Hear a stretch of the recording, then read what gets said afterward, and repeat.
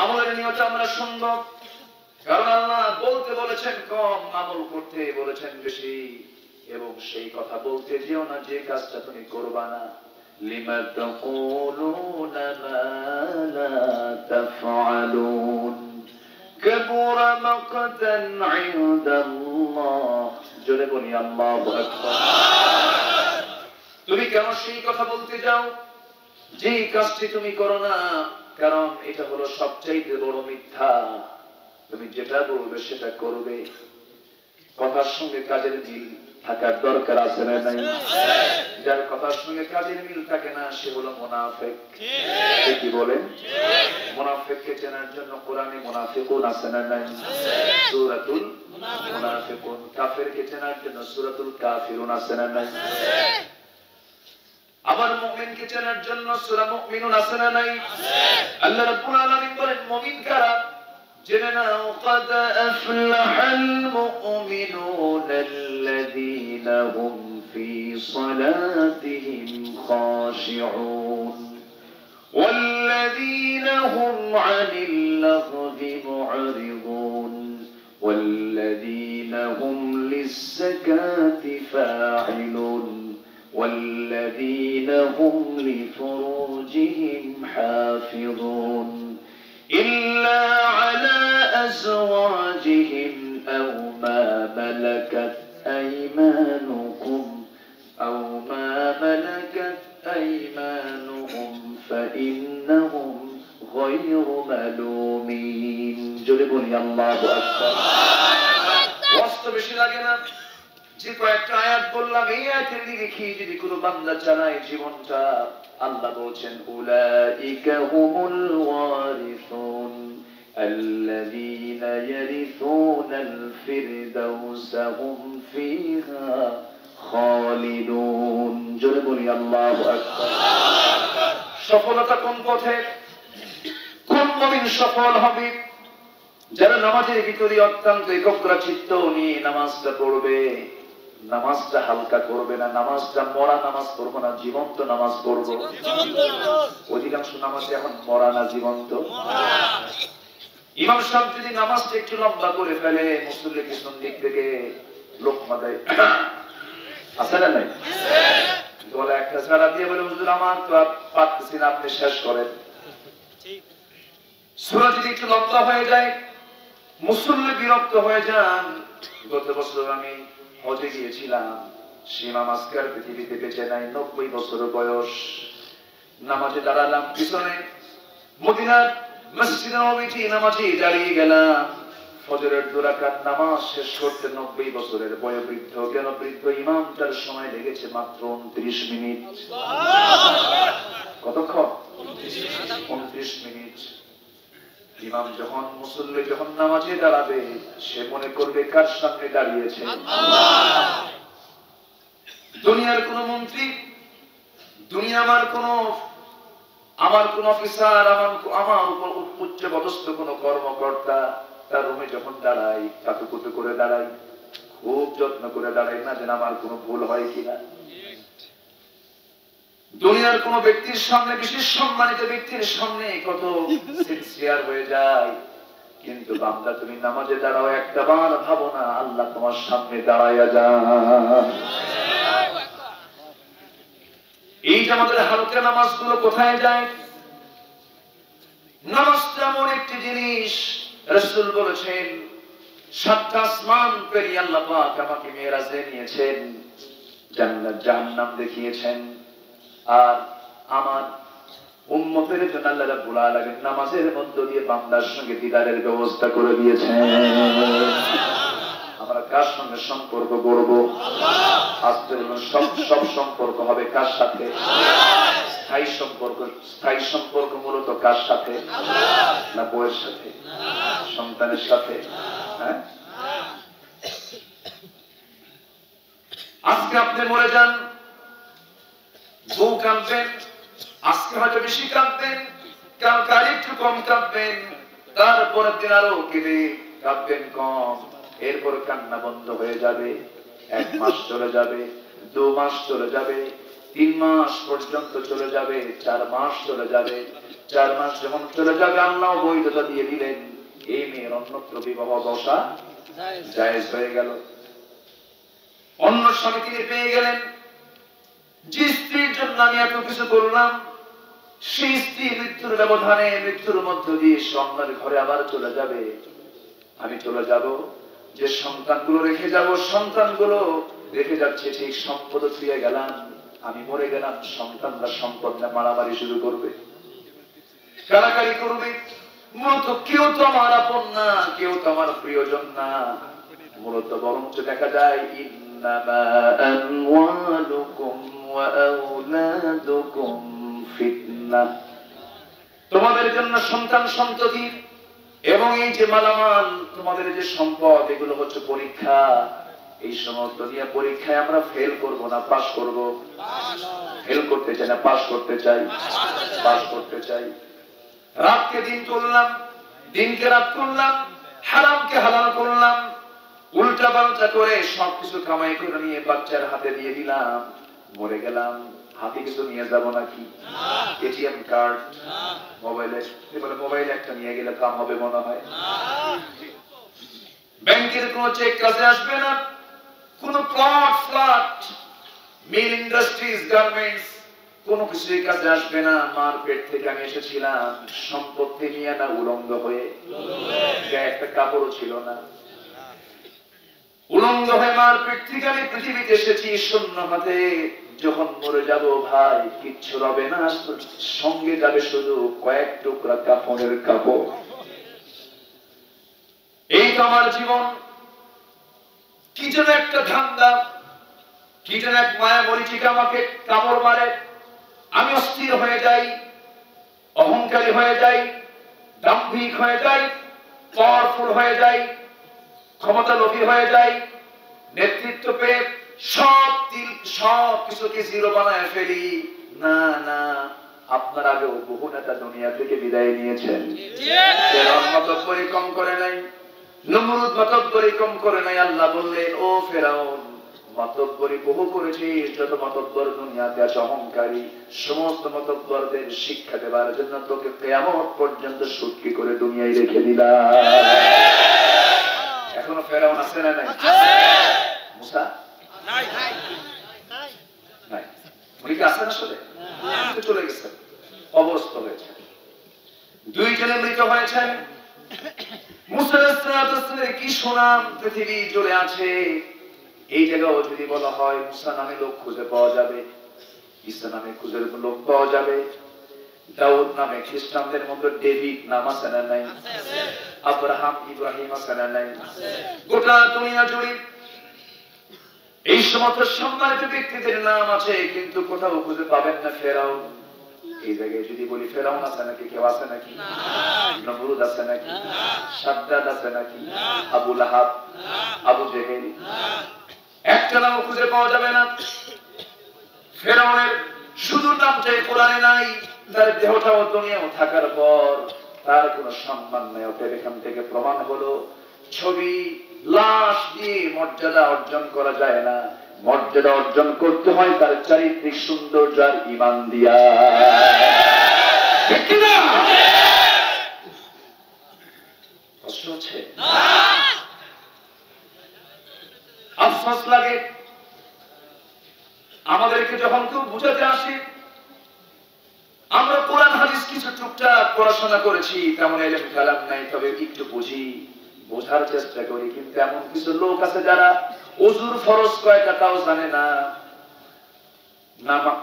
গোসলের ফরজ কয়টা তাও জানে না। ন্যূনতম মিনিমাম কোয়ালিটি যাদের মধ্যে নাই, তারা আমাদের ভুল ধরতে আসে।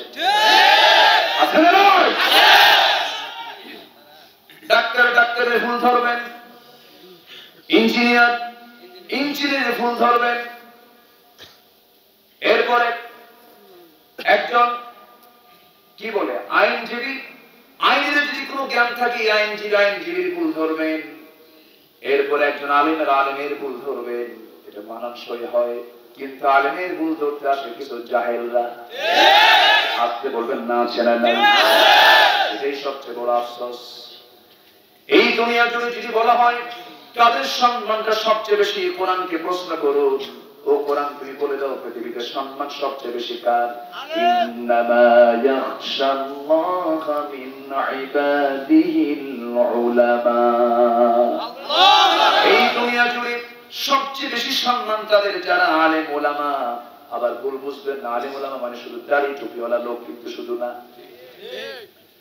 শুধু লম্বা একটা কাপড় পরলে আলেম ওলামা হওয়া যায় না, মাদ্রাসায় কামিল পাস করলে আলেম ওলামা হওয়া যায় না, দাওরায়ে হাদিস কমপ্লিট করলে আলেম ওলামা হওয়া যায় না।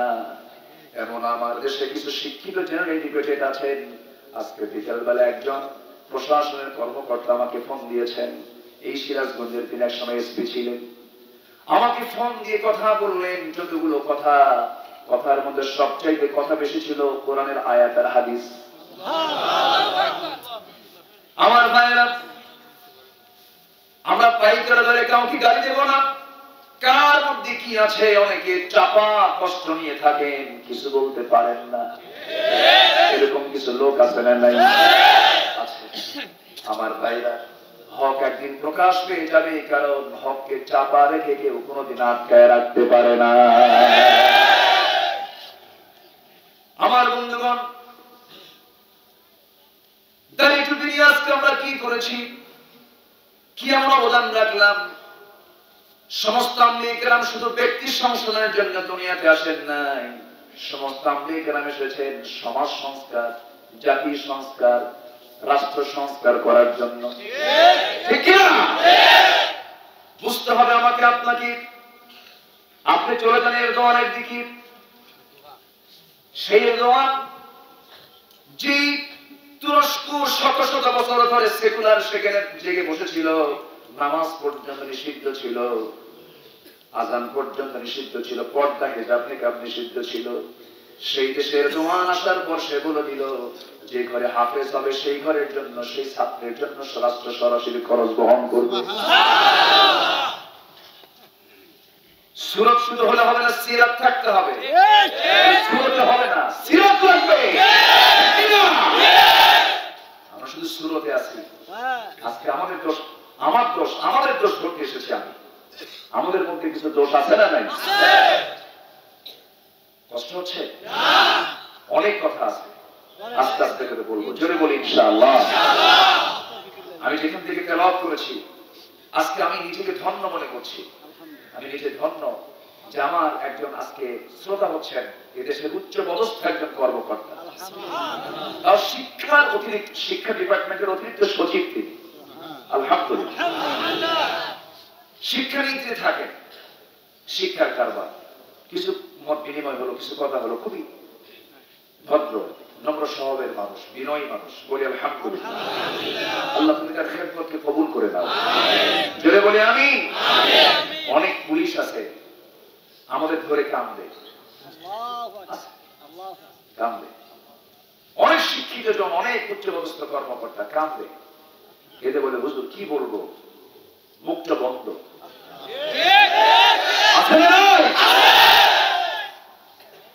কে যেন বলেছিলেন মনে নেই, সব স্বাধীনতা নিশ্চিত করার আগে জাতিকে দিতে হবে কথা বলার স্বাধীনতা। ঠিক কিনা? গণতান্ত্রিক পদ্ধতির শ্রেষ্ঠ পদ্ধতি হলো জনগণ সরকারের ভুলগুলো ধরে দেবে। ঠিক কিনা? ওমরে ফারুক ছিলেন কি শাসক, জুমার খুতবা দিচ্ছেন। কিসের খুতবা? সামনে থেকে এক মুসল্লি দাঁড়ায় বলে, ওমর খুতবা বন্ধ করো। সুবহানাল্লাহ বলবেন না? আমাদের ক্ষমতা আছে? খাম সারা। খুতবা বন্ধ করো ওমর। তিনি থেমে গেলেন। কি বাপরে বাপ, কি হয়েছে? থামলেন। হযরত ওমর ফারুক বিনয়ী হয়ে গেলেন, কিন্তু নামটা শুনে মনে হয় নরম না গরম? ওমর কিন্তু খুব গরম ছিলেন। ফায়সালা সঙ্গে ইনস্ট্যান্ট, নগদে নগদ। আর আবু বকর ছিলেন একটু ঠান্ডা। মানে এক একজন এক একটা তবিয়তের হয়। সুবহানাল্লাহ বলেন। সব ধরনের লোক দরকার আছে না নাই? কেউ ধরবে, কেউ আটকাবে, তাই না? কি সুন্দর। এই সূরার একটা প্রেক্ষাপট আছে, যে সূরা থেকে আমি তেলাওয়াত করেছি, সূরাতুল হুজুরাত থেকে। মাগরিব পরে এটা আমার প্রোগ্রাম ছিল আজকে এই সিরাজগঞ্জে। সারে না মানুষ কি করবে?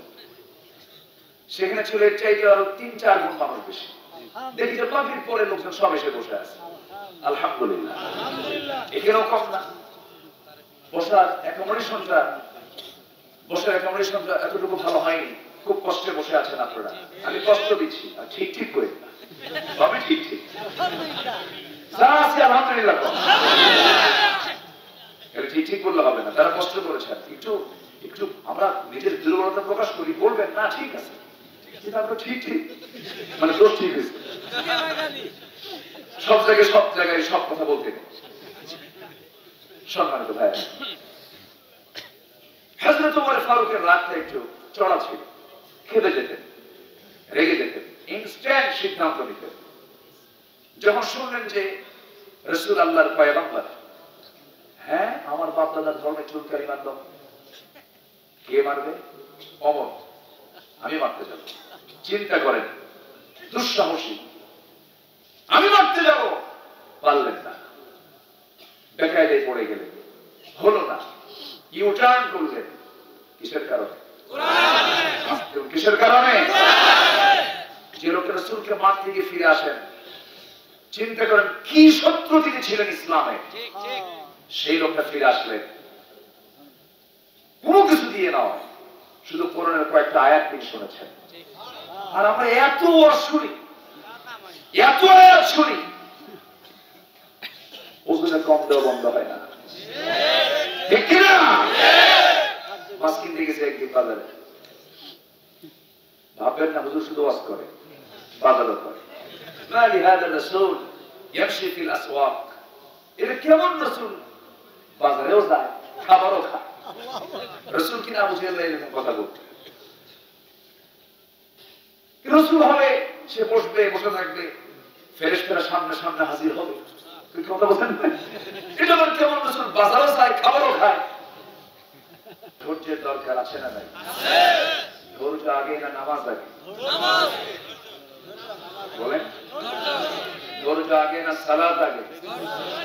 ধৈর্য আগে। ইসতাঈনু বিস-সাবরি ওয়াস-সালাত, আগে ধৈর্য, এরপর সালাত। যার ধৈর্য নেই সে তো যে কোনো সময় ছিটকে পড়ে যেতে পারে, ঈমান কখন চলে যাবে সে নিজেও টের পাবে। এজন্য ঈমান এনেছি, ধরে রাখার দরকার আছে না নাই? এর জন্য সবার আগে ধৈর্য। সবার আগে কি? এই যে বসে আছেন কি নিয়ে? মনে থাকবে তো? জোর মারবেন না তো? জোরে বলি ইনশাআল্লাহ। যে কোনো কাজই ধৈর্য আগে। ধৈর্য যার আছে বিজয় তার আছে। ধৈর্য যার নাই দুনিয়াও নাই আখিরাতও নাই। সবর, সবরের চাইতে বড় গুণ একটা মানুষের জীবনে আর থাকতে পারে না। সবর। রাসূল যদি রাগী হতেন, উনি কি বিশ্ব জয় করতে পারতেন? ব্যক্তিগত আক্রমণ রাসূল করেছেন জীবনে, এমন একটা রেকর্ডও নাই। ব্যক্তিগত কোন আক্রমণ কেউ তাকে করেছে, রাসূল তাকে মাফ করে দিয়েছেন। সুবহানাল্লাহ। আমরা কি করি?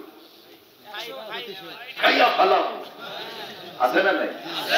উগ্রতা, শত্রুতা, হিংসা। قال إياكم في الحسد فإن الحسد يأكل الحسنات كما تأكل النار الحطب। তোমরা হিংসা থেকে দূরে থাকো, হিংসা সকল নেক কাজকে খেয়ে ফেলে, যেমন করে আগুন কাঠকে খেয়ে ফেলে।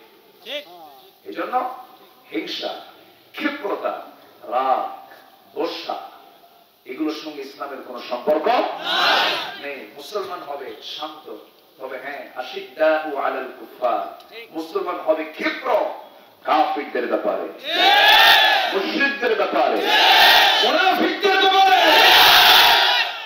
যেখানে গরম সেখানে গরম, যেখানে নরম সেখানে নরম।